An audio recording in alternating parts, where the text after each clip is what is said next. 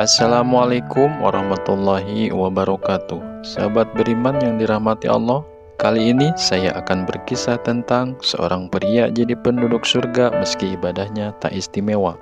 Pada suatu hari, Rasulullah SAW sedang duduk bersama sahabatnya. Beliau kemudian mengatakan, "Sebentar lagi akan datang lelaki dari golongan ahli surga."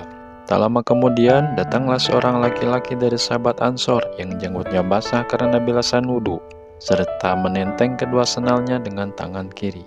Keesokan harinya, Nabi SAW mengucapkan hal yang sama kepada sahabatnya, lalu datanglah orang yang sama. Pada hari ketiga, Nabi juga mengucapkan hal serupa dan orang yang dimaksud pun datang lagi. Hal ini membuat Abdullah bin Amr bertanya-tanya, apa gerangan yang membuat laki-laki tersebut sampai-sampai Rasulullah SAW menyebut 3 kali sebagai penduduk surga. Abdullah bin Amr kemudian bertekad untuk menguak apa keistimewaan dari laki-laki yang disebut-sebut sebagai penduduk surga ini. Ia kemudian membuntuti laki-laki Ansor itu hingga ke rumahnya. Begitu sampai di rumah, Abdullah bin Amr minta izin agar diperkenankan menginap selama 3 hari di rumah laki-laki tersebut. Selama bermalam di sana, Abdullah bin Amr mengamati setiap gerak-gerik penduduk surga ini. Namun yang didapati malah ia semakin heran, sebab selama 3 hari itu dia tidak melihat amalan khusus yang diperbuat laki-laki di siang ataupun malam. Laki-laki itu tak ubahnya seperti manusia lainnya, bahkan ibadahnya terbilang sedikit. Laki-laki Ansor itu tidak menjalankan puasa sunnah pada siang harinya dan tidak mendirikan sholat sunnah di tengah malam.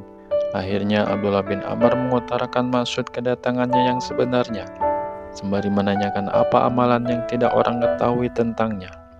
"Sebenarnya selama 3 hari ini aku berusaha mencari tahu apa keistimewaanmu. Hal itu dikarenakan Rasulullah SAW pernah bersabda bahwa engkau adalah penduduk surga. Aku ingin tahu apa keistimewaan amalmu sehingga aku bisa meniru dan mengikutinya." Laki-laki Ansor itu menjawab, "Aku tidak punya ibadah khusus kecuali sebagaimana apa yang telah engkau lihat." Mendengar jawaban tersebut, Abdullah bin Amr kemudian memutuskan untuk pamit pulang. Tatkala ia hendak pergi, laki-laki itu tiba-tiba berkata, "Namun, aku tidak pernah terbesit menipu salah seorang pun dari orang-orang muslim, dan aku tidak memiliki rasa dengki atas nikmat orang lain yang diberikan oleh Allah Subhanahu wa Ta'ala. Sebelum tidur, aku selalu berkata, 'Ya Allah, apabila aku berbuat salah pada orang lain, maafkanlah aku.